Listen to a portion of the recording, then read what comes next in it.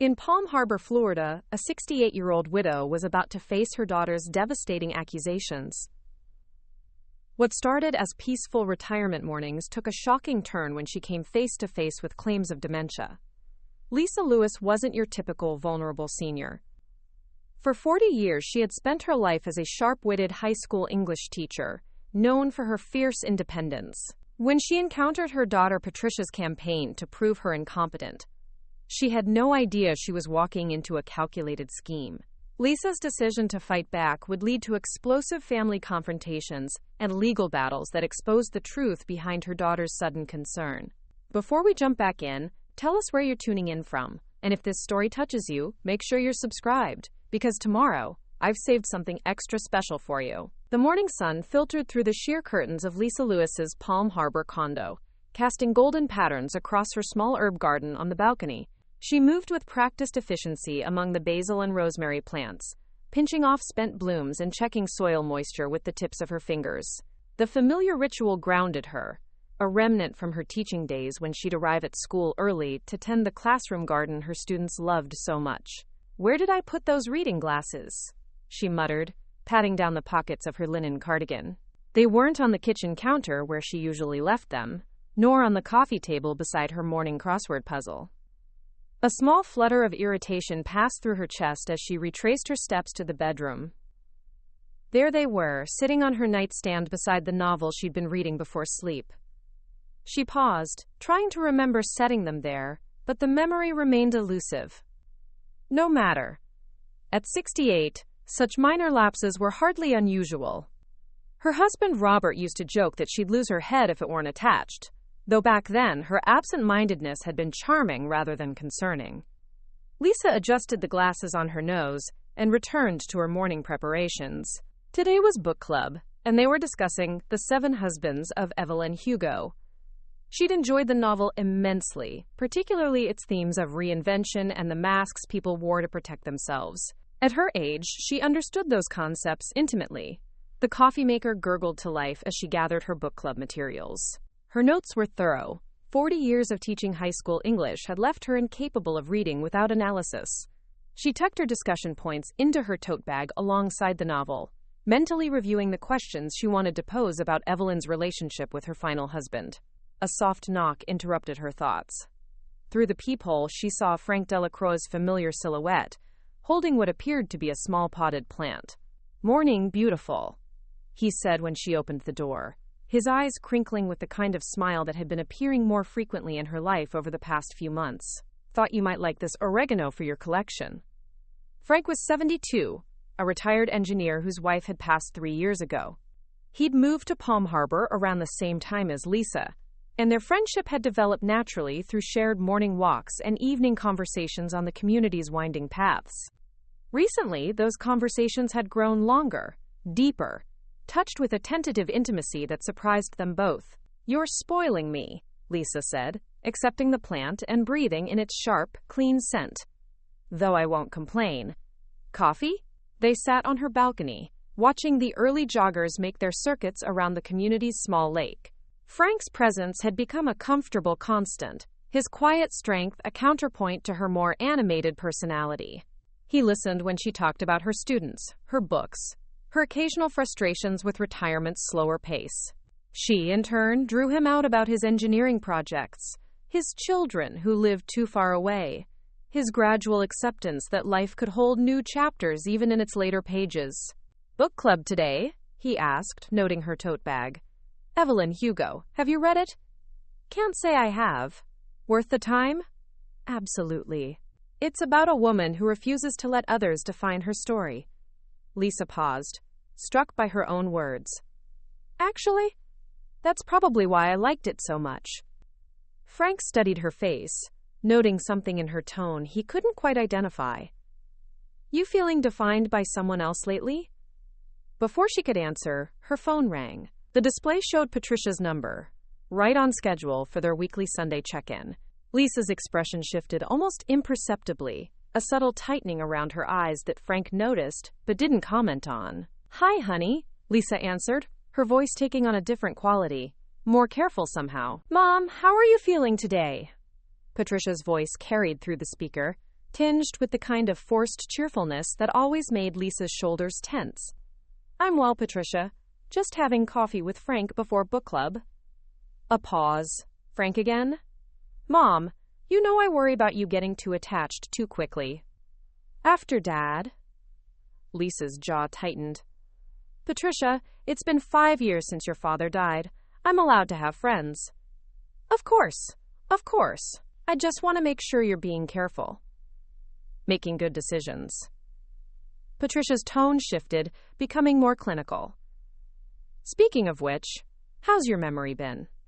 Any more episodes like the one you mentioned last week?" Lisa frowned, trying to recall what she might have said. Oh, yes. She'd mentioned misplacing her car keys and finding them in the refrigerator. She'd laughed about it then, chalking it up to distraction while putting away groceries. Now, under Patricia's scrutiny, the incident felt somehow sinister. "My memory is fine, Patricia. I'm not having episodes." I know. But you did say you forgot Mrs. Chen's name the other day, and the thing with the keys. And didn't you mention going to the store without your list?" Each example hit Lisa like a small stone. Individually, they were nothing, the normal scattered moments of a busy life. But strung together in Patricia's concerned voice, they formed a pattern that made Lisa's chest tighten. "Those are normal things, honey. Everyone misplaces things." "Of course they are. But at your age, Mom, we just need to be watchful. The early signs of cognitive decline can be subtle." The words hung in the air like a challenge. Frank, who had been politely pretending not to listen, looked up from his coffee with a frown. "Patricia, I'm 68, not 98. My mind is perfectly clear." "I'm sure it is. But you know, dementia doesn't always announce itself. Sometimes family members notice things before the person does. It's nothing to be ashamed of." "I don't have dementia."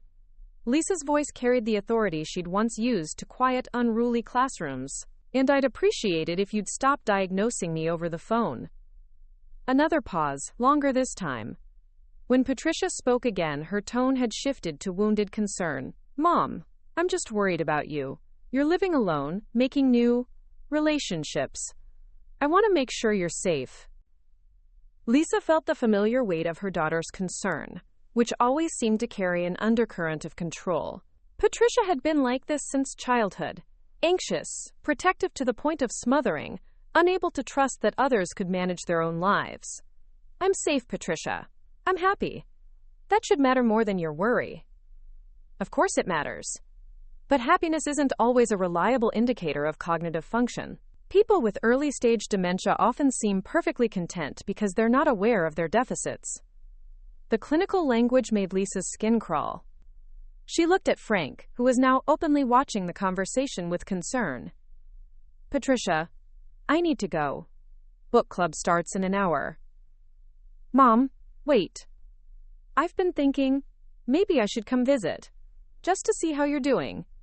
David's been saying the same thing." Lisa's heart sank. Patricia's visits were exhausting affairs, full of subtle inspections and barely concealed judgment. The last time she'd come, she'd reorganized Lisa's medicine cabinet and left a stack of pamphlets about aging in place safely. "That's not necessary." "I think it is. I'll look at flights for next weekend. We need to have a real conversation about your future, Mom. About making sure you have the support you need." The call ended before Lisa could protest further. She set the phone down with hands that trembled slightly. Whether from anger or something else, she couldn't say. Frank reached across the small table and covered her hand with his. "You all right?" Lisa stared at her phone, Patricia's words echoing in her mind. Cognitive decline. Early signs. Family members notice first. She thought about the reading glasses on the nightstand, the keys in the refrigerator, the momentary blank when she'd tried to remember her neighbor's name. "She thinks I'm losing my mind," Lisa said quietly. "Are you?" The directness of Frank's question startled her. She looked at him, really looked, seeing the gentle concern in his weathered face, the steady intelligence in his eyes. "No," she said, and heard the certainty in her own voice. "No, I don't think I am." "Then that's what matters." But even as Lisa nodded, she felt the seeds of doubt taking root. not about her own mental acuity. She knew her mind was sharp, her judgment sound. The doubt was about Patricia's motives, about the timing of her sudden concern, about what her daughter might be planning during her upcoming visit. As she gathered her book club materials, Lisa made a mental note to pay closer attention to their next conversation. Something in Patricia's voice had sounded different today. More calculating, perhaps. More purposeful. She kissed Frank goodbye and headed toward the community center, her mind already working through the implications of her daughter's call. If Patricia was looking for signs of cognitive decline, Lisa would have to be more careful, more aware of how her words and actions might be interpreted. The irony wasn't lost on her. In trying to prove her competence, she was already changing her behavior, already allowing Patricia's concerns to influence her choices. The realization made her quicken her pace, as if she could outrun the uncomfortable truth that her daughter's doubt was already having its intended effect. At the community center, she forced herself to focus on Evelyn Hugo's story of reinvention and self-determination. But Patricia's words kept intruding, creating an undercurrent of unease that followed her through the morning like a shadow she couldn't shake.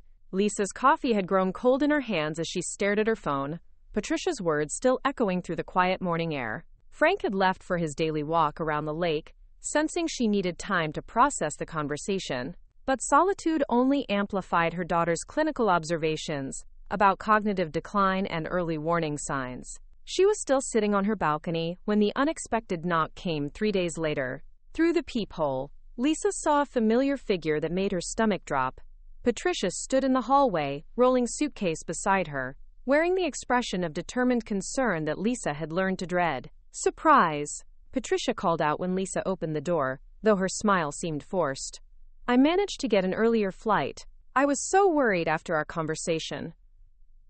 Lisa stepped back, allowing her daughter into the condo while her mind raced. Patricia hadn't mentioned changing her plans, and the sudden appearance felt more like an ambush than a visit. "You said next weekend," Lisa managed, watching Patricia's eyes immediately begin cataloging the space. The coffee cup left on the counter, the newspaper folded to yesterday's crossword, the slight disarray of mail on the kitchen table. "I couldn't wait that long, not after hearing about the memory issues." Patricia set her suitcase down and moved deeper into the living room, her gaze sharp and assessing. "Mom, when's the last time you really cleaned this place?" Lisa looked around her home, seeing it suddenly through Patricia's critical lens. The stack of books on the coffee table that had seemed cozy now appeared cluttered. The sweater draped over a chair looked careless rather than lived in. "It's clean, Patricia. I'm not running a museum." "Of course not. But organization is important for people in our situation." Patricia picked up a magazine from the floor beside Lisa's reading chair, holding it up like evidence. Things like this can be trip hazards.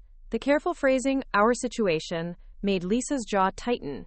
She was about to respond when another knock interrupted them. Frank's voice called through the door. "Lisa, everything all right?" "Saw the cab earlier." Patricia's expression darkened as Lisa opened the door to reveal Frank holding a small bouquet of wildflowers from the community garden. "Oh," Frank said, taking in Patricia's presents. "I didn't realize you had company." "This is my daughter, Patricia." "Patricia, this is Frank Delacroix, my neighbor." Patricia's smile was polite but cold as she extended her hand. "Mr. Delacroix, Mom's mentioned you." The way she said it made it sound like a confession rather than an introduction. Frank sensed the tension immediately, his engineer's mind quickly assessing the dynamics at play. "Nice to meet you, Patricia. Your mother talks about you often." "I'm sure she does." Patricia's eyes flicked to the flowers, then back to Frank's face.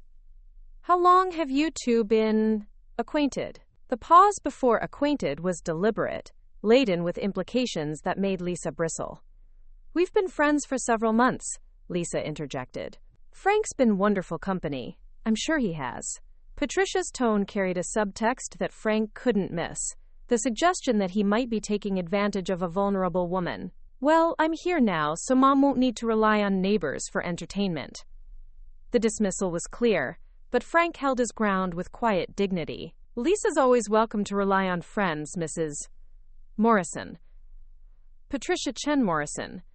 She didn't offer her first name to him again, establishing a formal distance. And while I appreciate your friendship with my mother, I'm sure you understand that family comes first, especially when there are health concerns. Lisa felt heat rise in her cheeks. Patricia, there are no health concerns. Mom, we talked about this. The forgetfulness, the confusion. I'm not confused. Lisa's voice carried the authority that had once commanded respect from teenagers and faculty alike. And I'd appreciate it if you wouldn't discuss my supposed medical issues in front of guests. Frank stepped back slightly, recognizing he'd become unwitting ammunition in a family battle. I should let you two catch up. Lisa, I'll check in later. After he left, Patricia immediately pounced. Mom, that man is clearly interested in more than friendship. At your age, with your vulnerability, you need to be more careful about who you trust. My vulnerability? Lisa's voice rose. Patricia, I'm 68, not senile. I'm perfectly capable of managing my own relationships. Patricia sat down on the couch, pulling out her phone. That's exactly what I'm worried about. People with early cognitive decline often show poor judgment about relationships. They become targets for financial exploitation. Lisa stared at her daughter, seeing her with sudden clarity. Patricia's concern wasn't coming from love. It was coming from fear. But fear of what? Her mother's independence? Her new relationship? Or something else entirely? Is that what you think Frank is doing? Exploiting me financially? I think you're not thinking clearly about the risks. When did you last review your financial situation? Your investments? Your estate planning? The questions came rapidly, and Lisa realized this was why Patricia had come early, not for emotional support, but for a financial audit disguised as filial concern. My finances are none of your business, Patricia. They are when you're making decisions that could affect your future care needs. Mom, I love you, but I can't stand by and watch you make choices that could jeopardize your security. Lisa moved to the kitchen, needing distance from her daughter's intensity. As she refilled her coffee cup, she noticed Patricia photographing the pill organizer on the counter with her phone. What are you doing? Just documenting your medication routine. It's important to keep track of these things. Patricia's tone was matter-of-fact, as if surveillance were a normal part of family visits. Put the phone away. Mom, I'm trying to help. Preparing and narrating this story took us a lot of time, so if you are enjoying it, subscribe to our channel. It means a lot to us. Now back to the story. Put it away. Lisa's teaching voice brooked no argument. You're in my home, and I don't consent to being photographed or documented. Patricia reluctantly lowered the phone, but Lisa caught her eyes still cataloging details. The slight tremor in Lisa's hand as she poured coffee, the way she had to search briefly for words when she was angry, the small signs that could be interpreted as evidence of decline by someone determined to find it. The afternoon deteriorated from there. Patricia insisted on accompanying Lisa to the grocery store, ostensibly to help, but actually to observe. She noted when Lisa momentarily forgot what aisle held the pasta, when she had to check her list twice, when she seemed confused by a new self-checkout system. It's okay, Mom, Patricia said in a voice loud enough for other shoppers to hear. These new machines are confusing. Here, let me help you. Lisa felt the weight of strangers' sympathetic glances, saw herself reflected in their eyes as Patricia wanted her to be seen.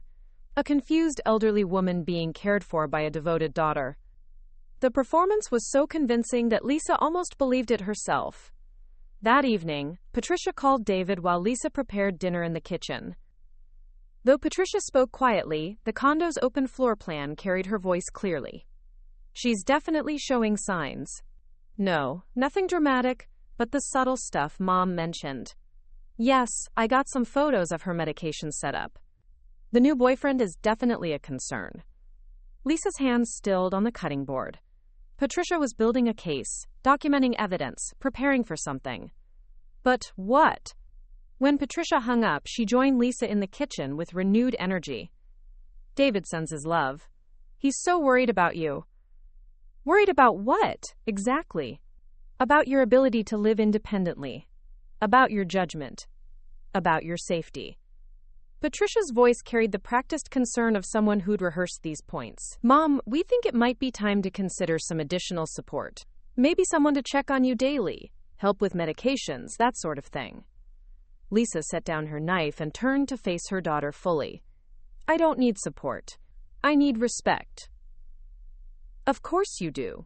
But respect doesn't mean ignoring obvious problems. What problems, Patricia? Specifically, what problems? Patricia pulled out her phone again, scrolling through what appeared to be notes. The forgetfulness we discussed. The poor judgment about relationships. The difficulty with technology at the store today.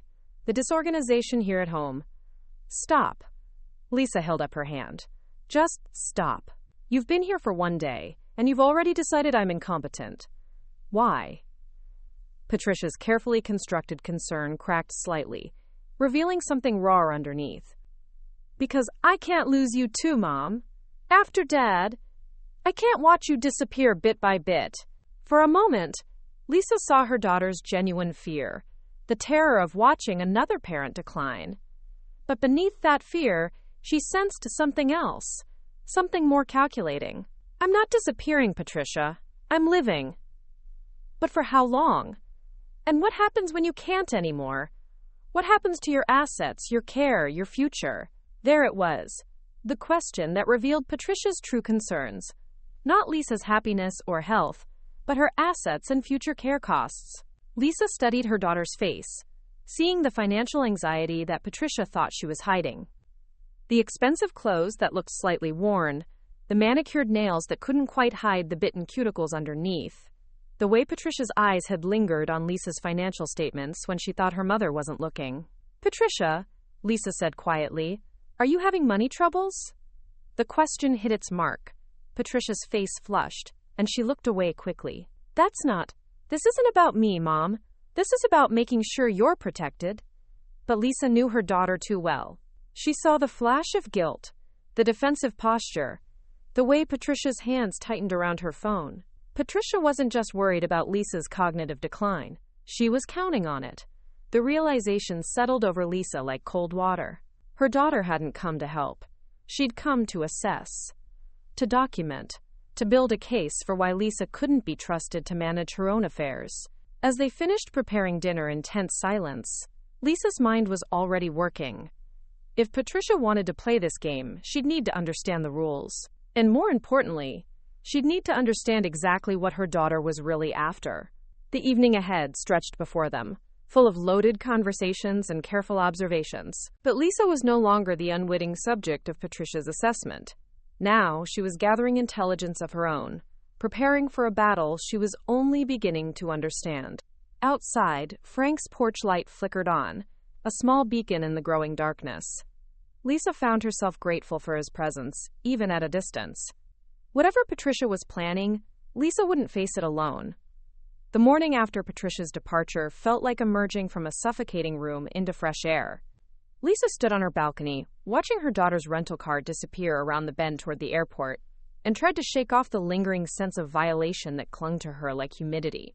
Patricia's parting words still echoed. I'll be back in 2 weeks, Mom. We need to have serious conversations about your future. David and I have been researching some excellent assisted living facilities that might be perfect for someone in your situation. Someone in your situation. The phrase had become Patricia's favorite weapon, a clinical way of reducing Lisa to a problem that needed solving. A soft knock interrupted her brooding. Carmen Rodriguez appeared at the sliding door, holding 2 steaming coffee cups and wearing an expression of concerned solidarity. Rough visit? Carmen asked, settling into the chair that Frank usually occupied. Lisa accepted the coffee gratefully. Carmen was 72, a retired social worker from New York who'd moved to Palm Harbor the same year as Lisa. They'd bonded over their shared love of mystery novels and their mutual irritation with the community's more patronizing residents who treated them like fragile ornaments.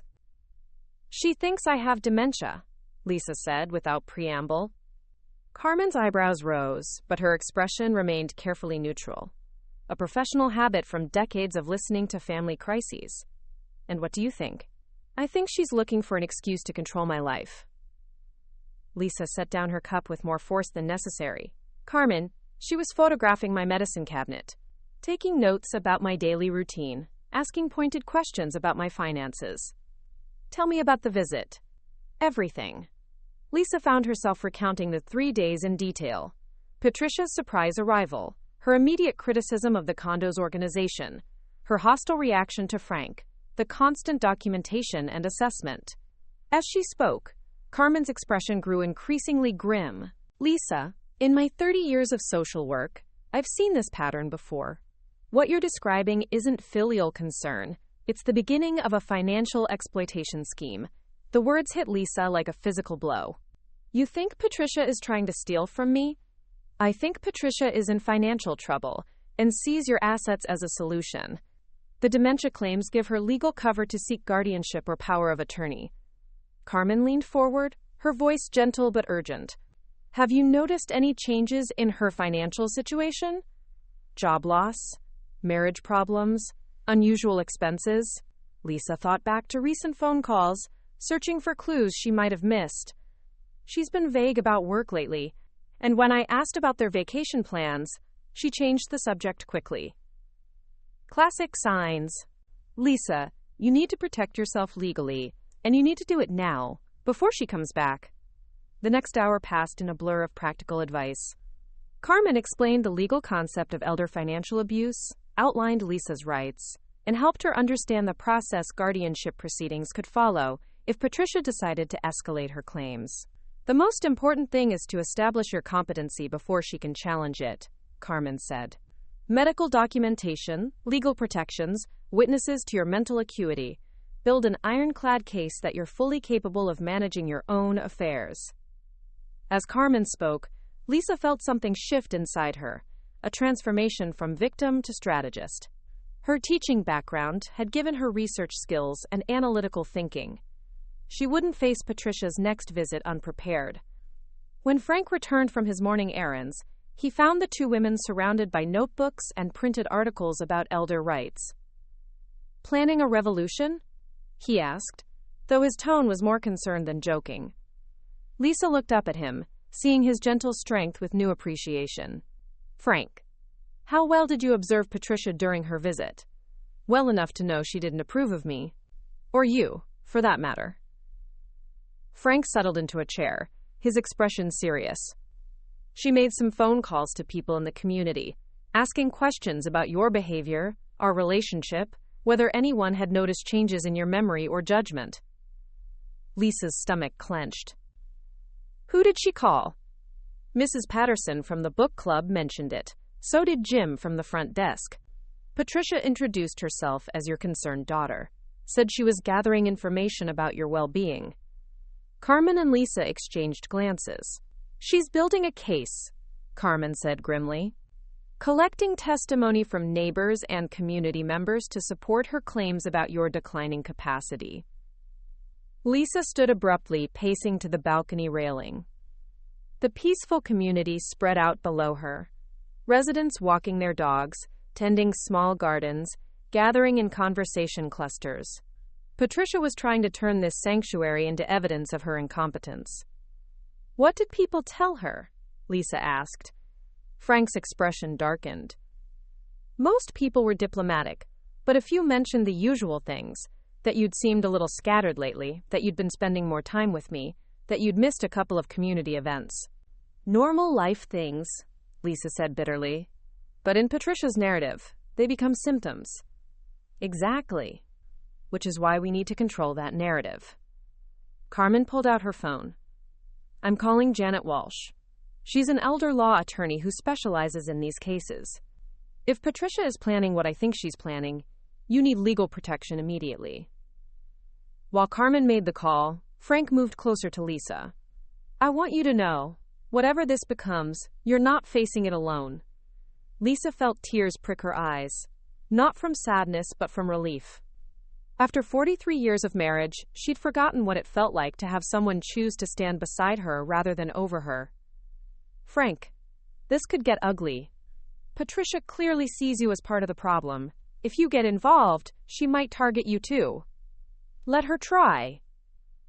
Frank's voice carried quiet steel. I'm 72 years old, Lisa. I've buried a wife, raised children, survived corporate downsizing, and 2 heart attacks. Your daughter doesn't scare me. Carmen hung up her phone with satisfaction. Janet can see you tomorrow morning. In the meantime, she wants you to start documenting everything: your daily activities, your mental acuity, any attempts Patricia makes to contact your bank or medical providers. Lisa nodded, already mentally organizing her approach. I should get comprehensive medical testing done, neurological evaluation, cognitive assessment, something that definitively establishes my mental competency. Excellent idea. And financial documentation too. Account statements, investment records, estate planning documents. Make sure everything is in order and that you have clear records of your decision-making capacity. As the afternoon progressed, Lisa felt her confidence returning. Patricia had caught her off guard with a surprise visit, but forewarned was forearmed. By the time her daughter returned, Lisa would be ready with medical evidence, legal protections, and witnesses to her competency. Frank stayed for dinner, and they spent the evening researching Patricia's background online. Lisa's teaching experience with social media and research databases proved invaluable as they pieced together clues about her daughter's financial situation. Look at this, Lisa said, pointing to Patricia's LinkedIn profile. Her employment status changed 3 months ago. She's listed as seeking new opportunities instead of working at the marketing firm. Frank leaned over her shoulder, studying the screen. And here, her husband David's posts about cutting back on expenses, canceling their country club membership. The pieces of Patricia's deception were falling into place. Her sudden concern about Lisa's mental capacity coincided perfectly with her own financial crisis. Lisa opened a new document on her laptop and began typing. If Patricia wanted documentation, she'd get it, but not the kind she was expecting. Lisa would document everything. Patricia's lies about her employment, her husband's financial struggles, the timing of her dementia claims, her attempts to gather information from neighbors. What are you writing? Carmen asked. My own case file. If Patricia thinks she can manipulate the narrative, she's forgotten who taught research methodology to high school students 4 decades. Lisa's fingers flew across the keyboard with renewed purpose. I'm going to document every conversation, every phone call, every attempt she makes to undermine my independence. Frank smiled, recognizing the fierce intelligence that had first attracted him to Lisa. Remind me never to get on your bad side. Patricia's about to learn that lesson herself. Lisa saved the document and closed the laptop. She wanted to play games with my mental capacity? Fine. But this game has rules, and I know them better than she does. As Carmen and Frank prepared to leave, Lisa felt a sense of clarity she hadn't experienced since Patricia's phone call days ago. The fear and confusion were gone, replaced by determined purpose. Thank you both, she said, meaning it deeply, for believing in me, for helping me see this clearly. That's what real family does, Carmen said, squeezing Lisa's hand. And unlike Patricia, we're choosing to be here. After they left, Lisa stood again on her balcony, looking out at the peaceful community that Patricia was trying to use as evidence against her. But Lisa saw it differently now, not as a place where she was hiding from life, but as a foundation from which she could build a strong defense. Her phone buzzed with a text from Patricia. Flight delayed, but should be back home by midnight. Sleep well, Mom. We'll talk soon about next steps. Lisa smiled as she typed her response. Sleep well, Patricia. I'll be ready for whatever comes next. And she would be. The next 2 weeks would be crucial. Time to build her legal defenses, establish her medical competency, and gather allies who could testify to her mental acuity. Patricia thought she was dealing with a confused, isolated, elderly woman. She was about to discover her mistake. Lisa's fingers moved with practiced precision across her laptop keyboard, the morning sun streaming through her balcony doors as she crafted an email that could change everything. 3 days had passed since Patricia's departure, and Lisa had spent every waking hour building her defense strategy with the methodical approach that had once helped her organize lesson plans for hundreds of students. Dr. Santos, she typed, I am writing to request a comprehensive neurological evaluation to establish my cognitive baseline. While I have no symptoms of dementia or cognitive decline, Family concerns have been raised, and I believe professional documentation of my mental acuity would be beneficial for all parties involved. She paused, considering her next words carefully. Too much information might sound paranoid. Too little might not convey the urgency of her situation. I should mention that there may be family dynamics at play that go beyond genuine medical concern. I would appreciate your professional assessment not only of my cognitive function, but also of the family situations surrounding these claims. Lisa read the email twice before hitting send. Dr. Maria Santos came highly recommended by Carmen, who'd worked with her on several elder abuse cases during her social work career. According to Carmen, Dr. Santos had a reputation for thoroughness and an ability to see through manipulative family dynamics. Her phone rang as she was closing the laptop. The caller ID showed Marcus's number, and Lisa felt a familiar warmth. Her 17-year-old grandson had always been her favorite family member, curious, thoughtful, and refreshingly honest in a way that reminded her of herself at that age. "Hey, Grandma Lisa?" Marcus's voice carried that particular teenager mixture of affection and slight embarrassment. "Mom said I should call and check on you." Lisa's antennae went up immediately. Patricia never prompted Marcus to make social calls. That's sweet of her. "How are you doing, honey?" "I'm okay. Just busy with senior year stuff." There was a pause, and Lisa could hear something in her grandson's voice, a hesitation that wasn't typical of their usual easy conversations. "Grandma, are you?" Mom's been really worried about you lately." Lisa chose her words carefully. "What exactly has she told you?" "Just that you've been having some memory problems. And that you're dating someone new." Marcus's tone suggested he wasn't entirely convinced by his mother's narrative.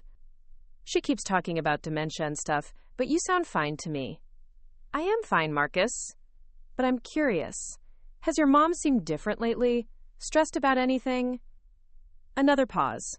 Longer this time. Lisa could practically hear her grandson weighing his loyalty to his mother against his natural honesty. "She's been weird about money stuff," Marcus finally admitted. "Like, really intense about bills and credit cards. And she had this huge fight with Dad about something financial, but they stopped talking when I came in the room." Lisa felt a surge of vindication mixed with sadness. Her suspicions about Patricia's financial troubles were being confirmed by her own son. "When did this start, honey? Maybe 3 months ago?" "She lost her job, but told Dad it was just a temporary layoff. But I heard her on the phone with someone about credit card payments." Marcus's voice dropped to a whisper. "Grandma, is Mom trying to get money from you?" The question hung in the air, loaded with implications that made Lisa's heart ache. Marcus was 17, old enough to understand adult problems, but young enough to hope he was wrong about his mother's motives. "I don't know yet, sweetheart, but I'm taking steps to protect myself just in case." "Good, because you're the smartest person I know, and if Mom thinks you can't take care of yourself, she's either lying or crazy." After Marcus hung up, Lisa sat staring at her phone, processing what she'd learned. Patricia's financial desperation was worse than she'd suspected, and it had been going on for months, well before the supposed concern about Lisa's memory. Frank knocked on her door just as she was opening her laptop again, his arms full of gardening supplies and wearing the satisfied expression of someone who'd accomplished a mission. "Research expedition successful," he announced, settling into what had become his usual chair at her kitchen table. "Your daughter made quite an impression during her visit." Lisa poured him coffee, noting the slight edge in his voice. "What did you find out?" "I had coffee with Jim from the front desk this morning. Patricia didn't just ask casual questions about you. She was methodical. Wanted to know about your financial habits, whether you'd seemed confused about bills or payments, if you'd ever appeared disoriented in the lobby." "Building her case," Lisa murmured. "Gets worse." "She also asked about your relationship with me, specifically whether I'd ever been in your condo alone, if other residents had noticed us being, quote, inappropriate for our ages, whether I might be taking advantage of your vulnerability." Lisa felt heat rise in her cheeks, partly from anger and partly from embarrassment.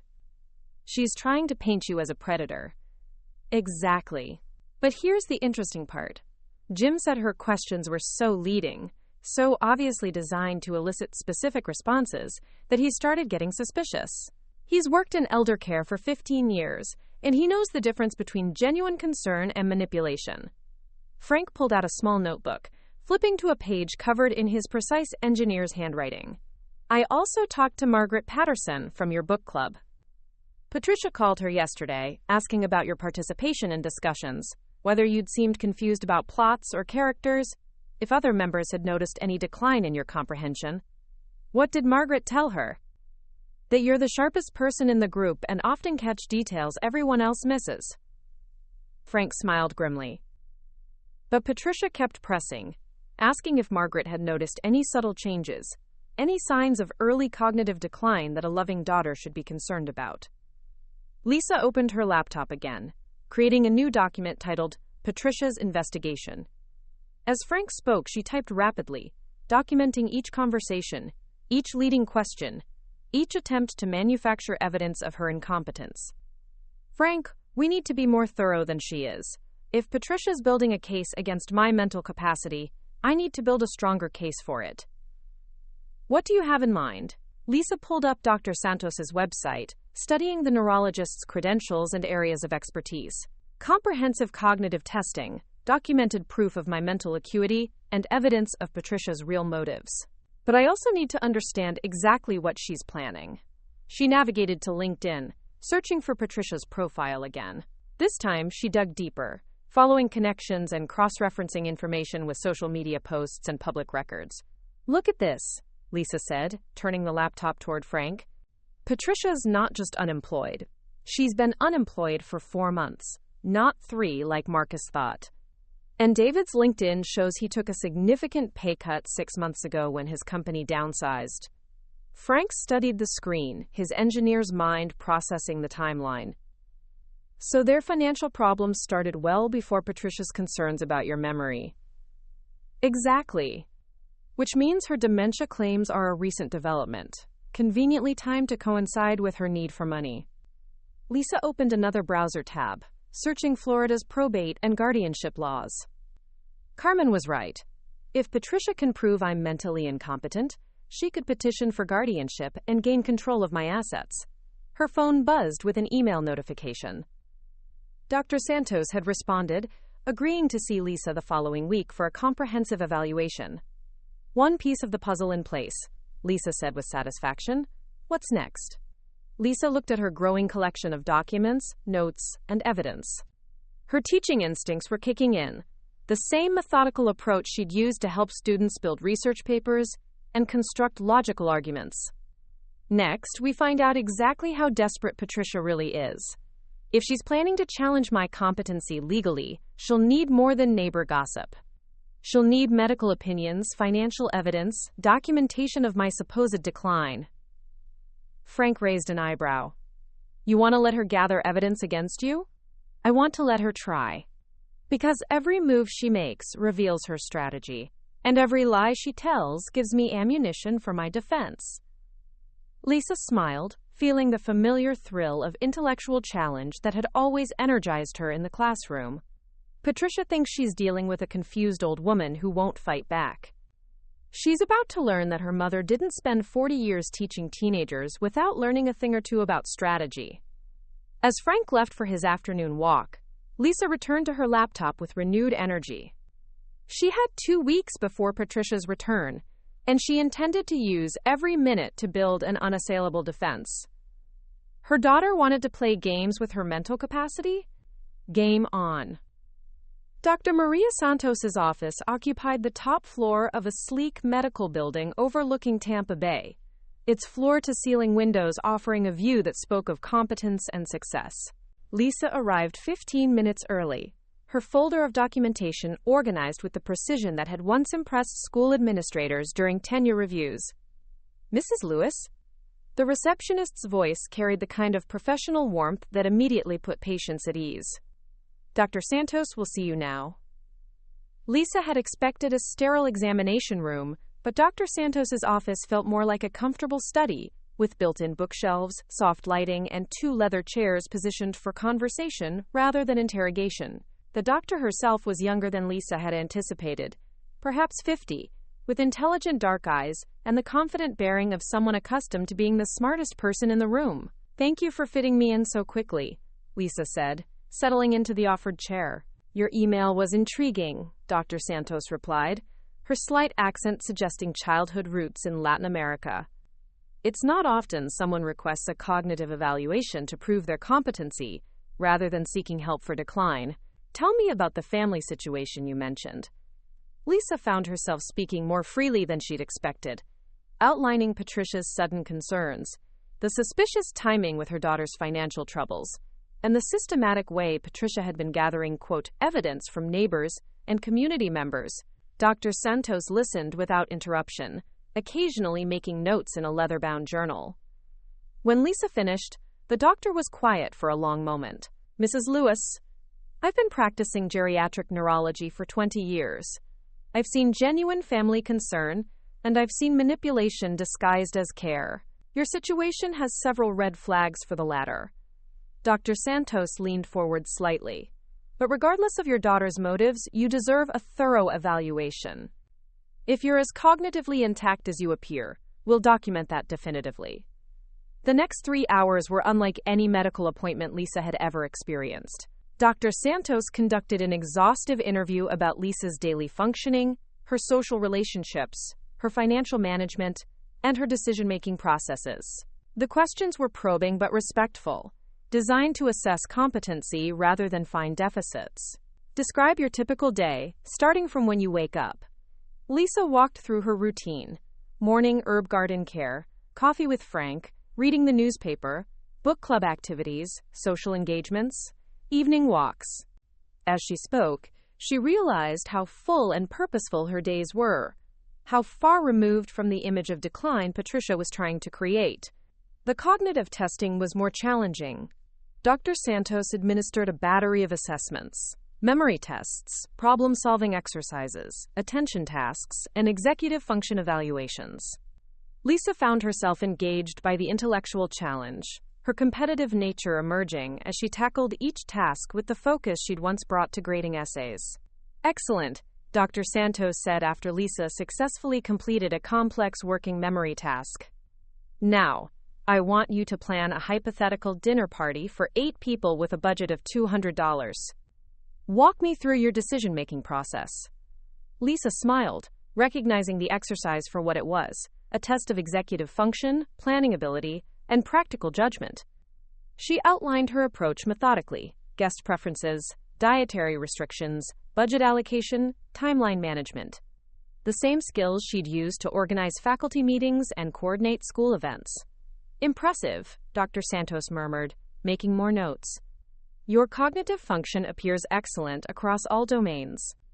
No signs of memory impairment, executive dysfunction, or compromised judgment. During the lunch break, Lisa's phone buzzed with a text from Frank. Patricia just called Jim at the front desk. She's arriving this afternoon instead of tomorrow. Thought you should know. Lisa's stomach clenched. Patricia's early arrival couldn't be coincidental. Somehow, she'd learned about the medical evaluation. Dr. Santos, Lisa said when they resumed, my daughter may try to contact you directly. She has a way of presenting herself as the concerned family member who knows best. Has she requested to be included in your care? Not officially, but during her last visit, she made several comments about needing to be involved in my medical decisions. Dr. Santos's expression grew stern. Mrs. Lewis, you are my patient. Unless you specifically consent, or unless you're declared legally incompetent, I will not discuss your medical information with anyone, including family members. The afternoon session focused on practical assessments. Dr. Santos had Lisa balance her checkbook, navigate a complex medication schedule, and demonstrate her understanding of financial concepts. Each task reinforced what Lisa already knew. Her mind was sharp, her judgment sound. One final question. Drive, Santos said as they concluded. If your daughter were to petition for guardianship based on claims of cognitive impairment, how would you respond? Lisa met the doctor's gaze steadily. I would fight it with every resource at my disposal. Not because I'm stubborn, but because I'm competent, and competent adults have the right to make their own decisions, even when family members disagree with those choices. Dr. Santos smiled for the first time during the evaluation. That, Mrs. Lewis, is the response of someone with excellent insight and judgment. As Lisa gathered her belongings, her phone rang. Patricia's number flashed on the screen. "Mom, where are you? I'm at your condo, and Frank said you had a medical appointment. What kind of appointment?" Lisa exchanged glances with Dr. Santos, who nodded encouragingly. "I'm taking care of some routine health matters, Patricia. I'll be home shortly." "What kind of health matters?" "Mom, you should have told me. I could have come with you, helped you understand what the doctors were saying. I understood everything perfectly well, thank you." There was a pause, and Lisa could hear Patricia's frustration building. "Mom, this is exactly what I'm worried about. You're making medical decisions without consulting family. What if you misunderstood something important?"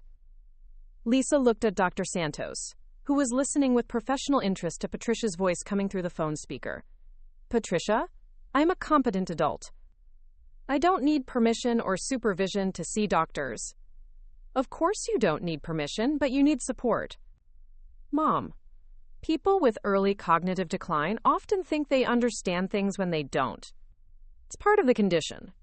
Dr. Santos raised her eyebrows at Patricia's presumptuous diagnosis delivered over speakerphone. "I'll see you soon, Patricia." Lisa hung up before her daughter could respond. "Interesting timing," Dr. Santos observed. "Your daughter appears to have sources of information about your activities." Lisa felt a chill of realization. She's been monitoring me somehow. Watching my movements, tracking my appointments.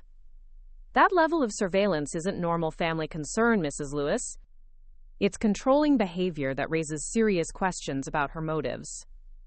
As Lisa prepared to leave, Dr. Santos handed her a sealed envelope.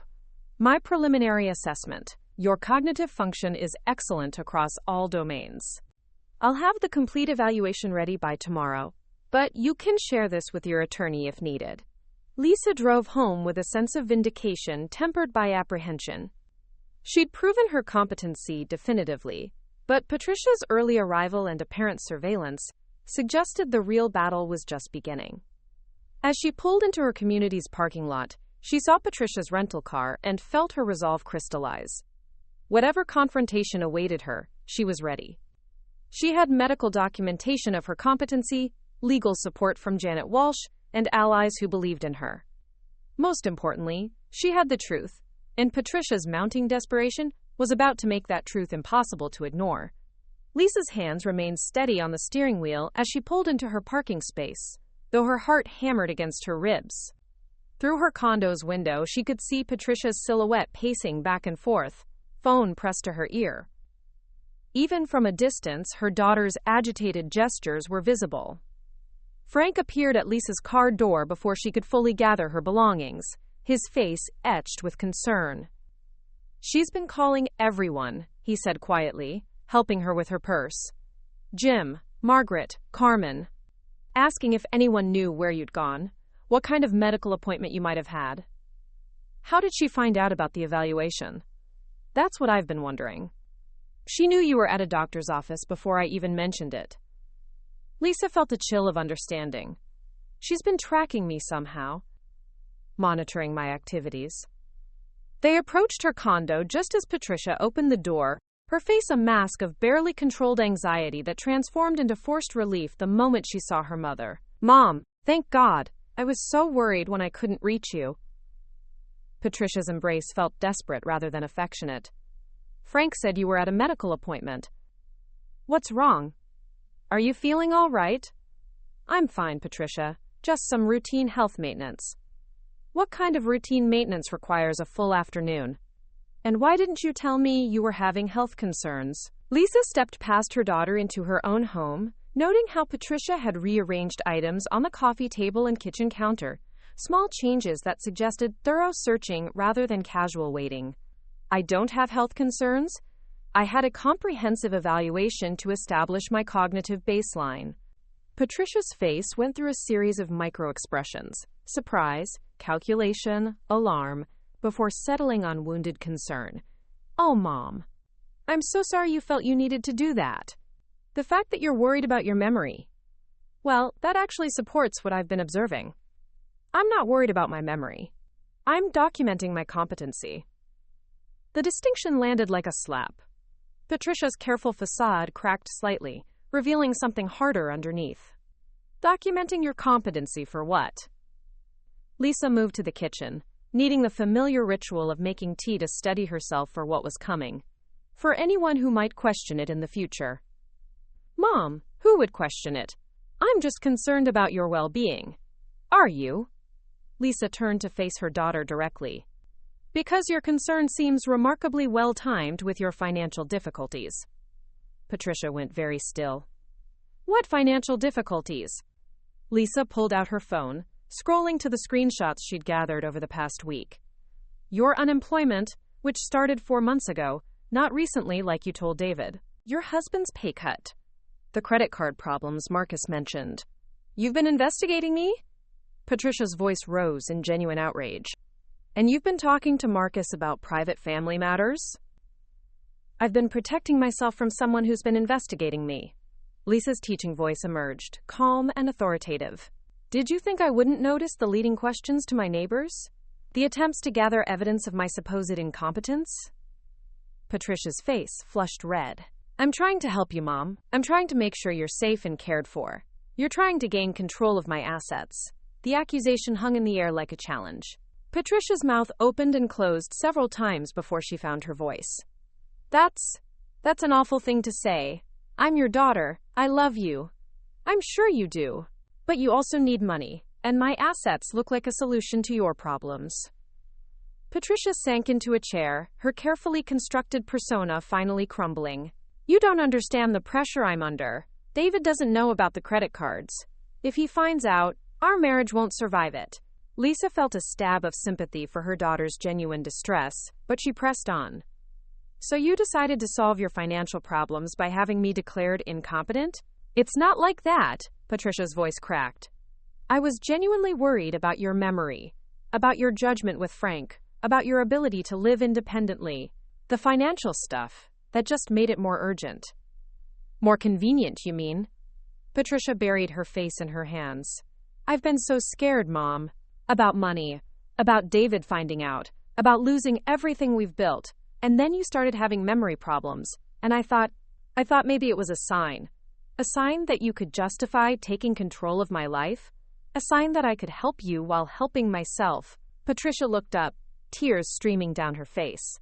I researched guardianship, yes, but only because I thought it might be necessary anyway, and if it was going to happen, wouldn't it be better for family to handle it rather than strangers? Lisa stared at her daughter, seeing the fear and desperation that had driven her to such calculated manipulation. But understanding Patricia's motives didn't excuse her actions. Patricia, I don't have memory problems. I had a comprehensive neurological evaluation today. Dr. Santos found no signs of cognitive impairment, no evidence of dementia, no reason to question my competency. Patricia's face went white. You had a full evaluation? Without consulting me? I don't need to consult you about my medical care.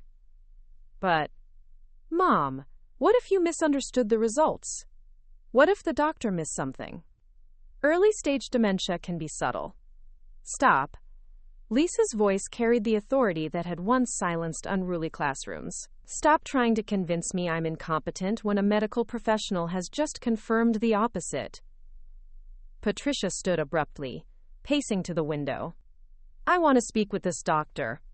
I want to understand what tests were done, what the results actually mean. No. Mom, I'm your daughter. I have a right to be involved in your medical care. You have no rights regarding my medical information unless I grant them to you. And I don't. Patricia spun around, her face contorting with frustration and something that looked like rage. This is exactly what I'm talking about. You're making irrational decisions, shutting out family who's trying to help. I'm making rational decisions to protect myself from family who's trying to exploit me. The words hit Patricia like a physical blow.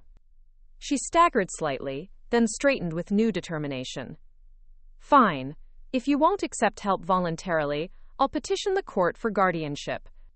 I have documentation of your declining judgment, testimony from neighbors about concerning behavior, Evidence of financial vulnerability due to your relationship with Frank. Lisa felt a cold clarity settle over her. Patricia had just revealed her full strategy, confirming everything Lisa had suspected. You'll lose. Will I? Mom, you're 78 years old, living alone, making questionable romantic choices, resistant to family support. Any judge will see the need for protection. I'm 68, not 78.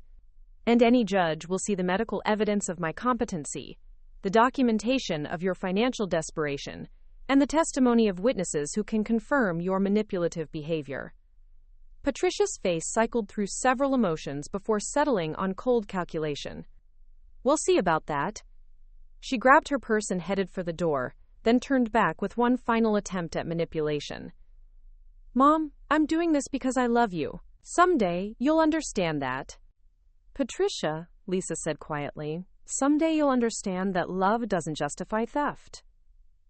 After Patricia left, Lisa sank into her chair, emotionally drained but oddly relieved. The pretense was over. Patricia had revealed her true intentions, and Lisa now knew exactly what she was fighting against. Her phone rang. Drive Santos's office. Mrs. Lewis? I wanted you to know that someone claiming to be your daughter just called, demanding information about your evaluation. I informed her that I cannot discuss your medical information without your written consent. Thank you, Dr. Santos. There's something else. The caller became quite aggressive when I refused to share information, making statements about your supposed incompetence that were concerning. I've documented the conversation. Lisa smiled grimly. Patricia's desperation was leading her to make mistakes, creating evidence that would only strengthen Lisa's position. The real battle was just beginning, but Lisa was no longer afraid. She had truth, evidence, and allies on her side. Patricia thought she was fighting a confused elderly woman. She was about to discover she was fighting a warrior. Janet Walsh's law office occupied a corner suite in downtown St. Petersburg, its walls lined with certificates and awards that spoke to decades of fighting for elder rights. Lisa sat across from the attorney's imposing mahogany desk. Dr. Santos's evaluation spread between them like battle plans. This is exceptional documentation, Janet said, adjusting her reading glasses. She was a woman in her early 60s, with silver hair, and the bearing of someone who'd spent years in courtrooms. Dr. Santos is respected in the legal community. Her assessment carries significant weight. Lisa leaned forward. Will it be enough to stop Patricia's guardianship petition? More than enough, assuming Patricia actually files one. But Mrs. Lewis, I need to ask, are you prepared for what this might cost? Not just financially, but emotionally. Fighting your own daughter in court. I'm prepared for whatever it takes to maintain my independence. Janet nodded approvingly. Then let's build you an impenetrable defense. First, we establish legal protections for your assets and medical decisions. Advanced healthcare directives, durable power of attorney designations, and clear documentation of your wishes regarding future care. They spent the next hour crafting documents that would make it nearly impossible for Patricia to override Lisa's decisions. Janet explained each form meticulously, ensuring Lisa understood the implications. Now, Janet said, about your daughter's financial situation. You mentioned evidence of her difficulties? Lisa shared her research. Patricia's unemployment, David's pay cut, the credit card problems Marcus had revealed. Janet took notes, her expression growing more serious. This establishes motive for financial exploitation. Combined with her attempts to gather evidence against your competency, it paints a clear picture of someone manufacturing a crisis to justify taking control. Lisa's phone buzzed with a text. Patricia, I've consulted with an attorney about guardianship proceedings. Mom, it's not too late to work this out as a family. Janet read the message over Lisa's shoulder. Classic intimidation tactic. She wants you to believe legal action is inevitable. Is it? Probably not. Most attorneys won't take a guardianship case without compelling medical evidence of incapacity. Your evaluation makes that impossible. Janet smiled grimly. But let's make sure she knows the consequences of trying. Lisa's phone rang. David Morrison's number. She'd been expecting this call. Hi, David. Lisa, I'm so sorry to bother you. Her son-in-law's voice carried genuine distress. Patricia told me about the guardianship consultation. I had no idea things had gotten this serious. Lisa chose her words carefully. David was a good man who'd been kept in the dark about his wife's schemes. David, what exactly has Patricia told you about my condition? That you've been having memory problems, making poor decisions, maybe showing early signs of dementia. He paused. But Lisa, I've talked to you dozens of times over the past months. You sound fine to me. That's because I am fine. I just had a comprehensive neurological evaluation that confirmed it. Silence stretched across the line. When David spoke again, his voice was different, sharper, more analytical. Patricia didn't mention that you'd been evaluated. When did this happen? Yesterday. David, I need to ask you something, and I need you to be honest. Are you and Patricia having financial difficulties? Another long pause. How did you? Yes, Patricia lost her job months ago, but she told me it was temporary. And there have been some credit card issues I didn't know about until recently. Lisa felt pieces clicking into place. When did Patricia first express concerns about my mental capacity? About 3 weeks ago. She came home from visiting you very worried, said she'd noticed significant changes. David's voice grew quiet. Oh God, Lisa, you think the timing is connected? I think your wife is in financial trouble and saw my assets as a solution. The conversation that followed was painful but necessary. David revealed the full extent of Patricia's deception, the hidden credit card debt, the lies about her employment status, the desperate attempts to maintain their lifestyle while their income collapsed. I can't believe she would use your supposed illness to solve our financial problems, David said, his voice hollow with realization. David, I need you to know. If Patricia proceeds with guardianship proceedings, I will fight her with everything I have. And that fight will expose all of this publicly. She won't proceed. I'll make sure of it. After the call ended, Janet looked satisfied. Your son-in-law's cooperation could be crucial. If he withdraws support for Patricia's claims. Lisa's phone buzzed again. A call from Patricia. Don't answer, Janet advised. Let her stew in uncertainty. But the voicemail Patricia left was telling, Mom, I've been thinking about everything, and maybe we rushed into this legal consultation. Let's talk before anyone does anything they'll regret. Janet smiled. She's backing down. Word of your medical evaluation and legal preparation has reached her attorney, and they've advised her that her case is hopeless.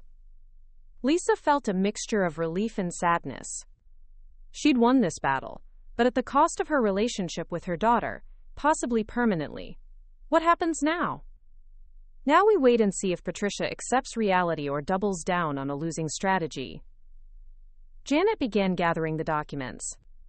Either way, you're protected. As Lisa left the law office, she felt the weight of transformation. She'd entered this battle as Patricia's potential victim and emerged as her own fierce advocate. The war might not be over, but Lisa had claimed the high ground. Marcus Chen stared at his phone screen, thumb hovering over his grandmother's contact.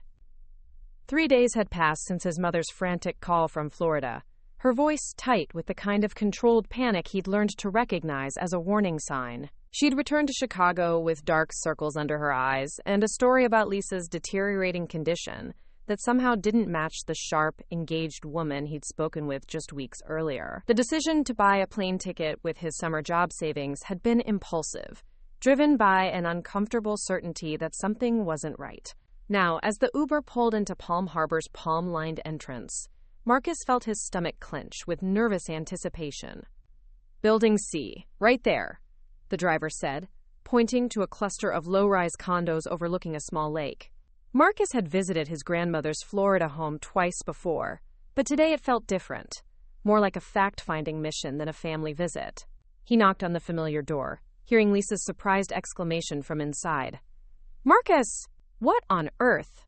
Lisa's face lit up as she opened the door, then immediately shifted to concern. Honey, what are you doing here? Does your mother know? Not exactly. Marcus stepped into the cool interior, struck immediately by how normal everything appeared. The condo was tidy but lived in, books stacked on tables, fresh flowers in a vase. Nothing suggested the confusion and decline his mother had described. I wanted to see you myself. Lisa studied her grandson's face, recognizing the serious expression that had appeared more frequently as he'd matured from boy to young man. What did your mother tell you? That you're having memory problems, that you might have dementia, that you're making bad decisions about money and relationships. Marcus met her eyes directly. But Grandma, you seem fine to me. Better than fine, actually. You seem happy. Lisa felt tears prick her eyes at her grandson's simple observation. I am happy, Marcus. Happier than I've been in years. They spent the morning together, Marcus observing everything with the sharp attention of someone looking for evidence. He watched Lisa navigate her daily routine, tending her herb garden with knowledgeable precision, preparing lunch while discussing current events with impressive recall, engaging in complex conversations about his senior year plans and college applications. Tell me about Frank, Marcus said as they walked around the community lake. Mom says he might be taking advantage of you. Lisa smiled, pointing to a figure bent over a flower bed near the water's edge. Why don't you meet him and decide for yourself? Frank straightened as they approached, his weathered face creasing into a genuine smile. You must be Marcus. Your grandmother talks about you constantly. Marcus had expected to dislike Frank. His mother's warnings had painted him as either a predator or a sign of Lisa's poor judgment. Instead, he found himself warming to the older man's gentle manner and obvious affection for his grandmother. Frank's a retired engineer, Lisa explained. He's been helping me understand some investment options. Actually, Frank said with a chuckle, your grandmother's been teaching me about literature. I'm reading Steinbeck for the first time in 50 years. As they returned to the condo, Marcus's phone buzzed with a text from his mother. Where are you? Your father said you bought a plane ticket. Call me immediately. I should probably call her, Marcus said reluctantly. Use my bedroom for privacy, Lisa suggested, though she suspected the conversation wouldn't remain private for long. Patricia's voice exploded through the phone the moment Marcus answered. What are you doing in Florida? I specifically told you not to visit right now because Grandma's condition is fragile. Mom, Grandma seems fine. Better than fine. Marcus, you don't understand the subtleties of cognitive decline. She can seem normal for short periods, but I've been here all day. We've had long conversations about complex topics. She's cooking, gardening, managing her finances. If she has dementia, it's the most functional dementia I've ever seen. A pause. You're 17, Marcus. You don't have the experience to assess these things. Marcus felt his jaw tighten, the same stubborn streak that Lisa had passed down through generations. Mom, are you having money problems? The silence stretched so long that Marcus wondered if the call had dropped. That's not. Why would you ask that? Because I live in the same house. I've seen the credit card bills. I heard you and Dad fighting about debt. I know you lost your job months ago. Not recently, like you told Dad. When Patricia spoke again, her voice was different. Smaller. More vulnerable. Marcus, you don't understand the pressure I'm under. The financial stress. The fear of losing everything. So you decided to solve it by taking Grandma's money? It's not like that. I genuinely believe she needs help. And if she's going to need care anyway, why shouldn't family handle her affairs instead of strangers? Marcus closed his eyes, finally understanding the full scope of his mother's deception. Because she doesn't need care, Mom. She needs respect. You're too young to understand. I'm old enough to understand right from wrong. Marcus's voice carried a new authority that surprised even him. And what you're doing is wrong. The conversation ended with Patricia in tears, and Marcus feeling simultaneously heartbroken and liberated. He found Lisa and Frank on the balcony, pretending not to have overheard his raised voice. I'm sorry about my mother, Marcus said quietly. Lisa reached for his hand. You have nothing to apologize for, sweetheart. Your mother is scared and desperate, and people do terrible things when they're desperate. What are you going to do? I'm going to protect myself.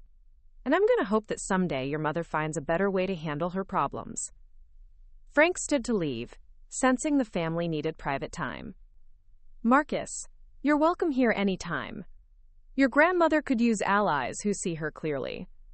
After Frank left, Marcus spent the evening learning about his grandmother's legal preparations, Dr. Santos's evaluation, and the network of support she'd built in Palm Harbor. As they talked, he realized he was witnessing something remarkable. Not an elderly woman in decline, but a strong person fighting for her autonomy. "What should I tell my parents?" Marcus asked as he prepared for bed in the guest room. "Tell them the truth," Lisa said. "Tell them that you found a competent, happy woman who refuses to be victimized by fear or manipulation." "Even if it hurts Mom?" Lisa considered the question seriously. "Marcus, sometimes the kindest thing you can do for someone is refuse to enable their worst behavior. Your mother needs to face the consequences of her choices, not have them covered up by family loyalty." As Marcus settled into sleep, he felt the weight of adult responsibilities settling on his shoulders. Tomorrow he would return to Chicago and face his parents with uncomfortable truths. But tonight, he was simply grateful to have discovered that his grandmother was exactly the strong, intelligent woman he'd always believed her to be. The battle lines were drawn, and Marcus had chosen his side. Not out of spite, but out of love for the woman who had taught him that courage sometimes meant standing alone. Marcus's flight landed in Chicago at 6:47 p.m., and he could see his parents waiting at the gate. His father's face creased with worry, his mother's mask of controlled fury barely concealing the desperation underneath. The 3-hour journey had given him time to rehearse what he needed to say, but facing them now, the words felt heavier than anticipated.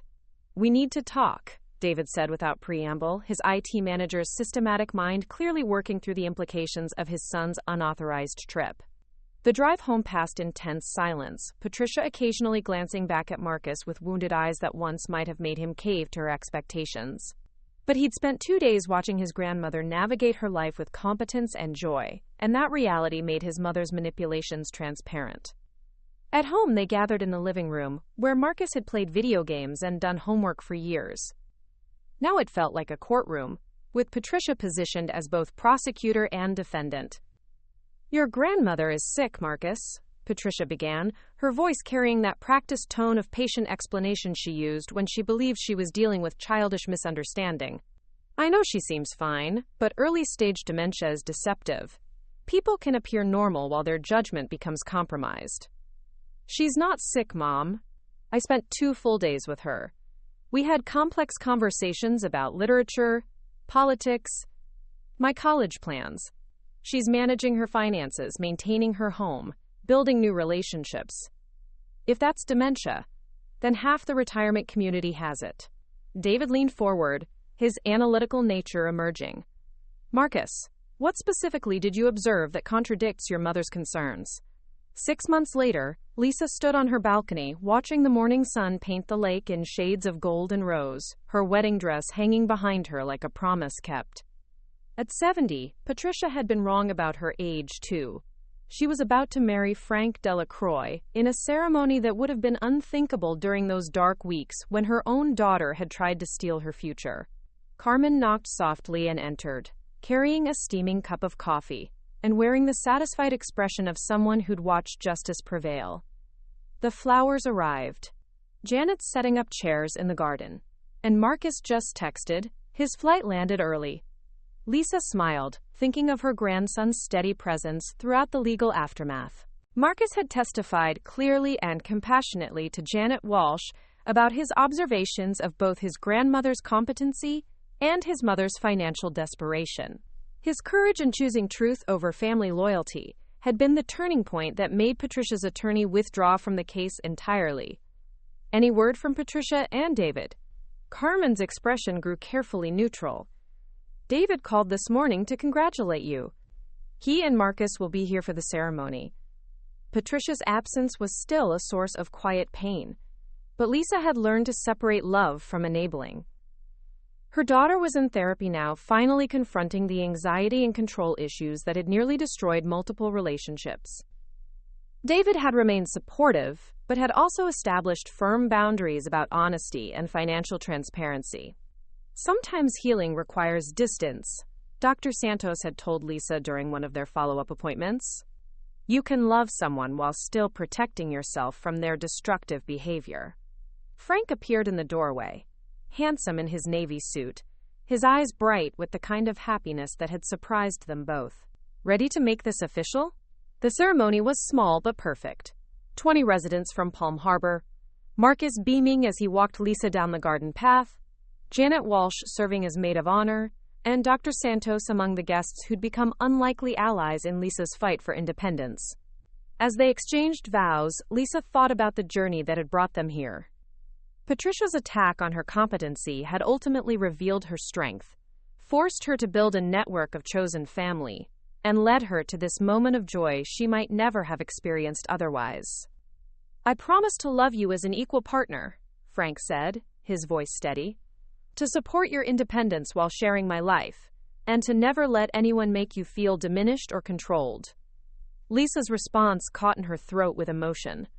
"I promise to trust in this love, to choose courage over fear, and to never again let anyone else define my worth or my future."